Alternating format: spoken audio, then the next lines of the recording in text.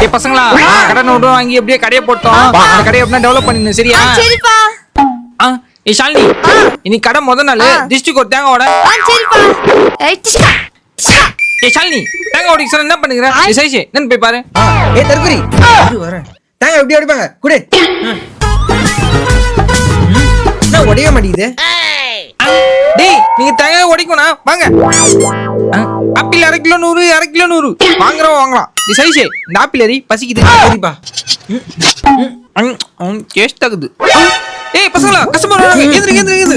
வாங்க சார் வாங்க வாங்க வாங்க. நான் பெரியவரா ஆப்பிள்லாம் எப்படி போகுது கிலோ?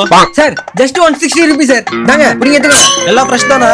நான் பியூர் ஹைஜீனிக்னா. ஆமா பாப்பா 1 கிலோ வருதா பாரு போடு. ஏய் ஷாலினி சீக்கிரம் போடு. சார் வெயிட் பண்றாருல. போடுமா இதுல? 200 ஆச்சு சார். அந்தாங்க காசு. 500 ரூபாய். சார் சேஞ்ச் இருக்கான்னு தெரியல. இருங்க ஒரு வாட்டி செக் பண்ணிக்கிறேன். சரத்து இதான் சான்ஸ் கல்லாப்பட்டி தூக்கின்னு ஓடிட வேண்டியதான். சீக்கிரம் கஸ்டமர் வெயிட் பண்றாரு. டேய் என்னடா ஆளை காணோம்? கல்லப்பட்டி காணும்பா.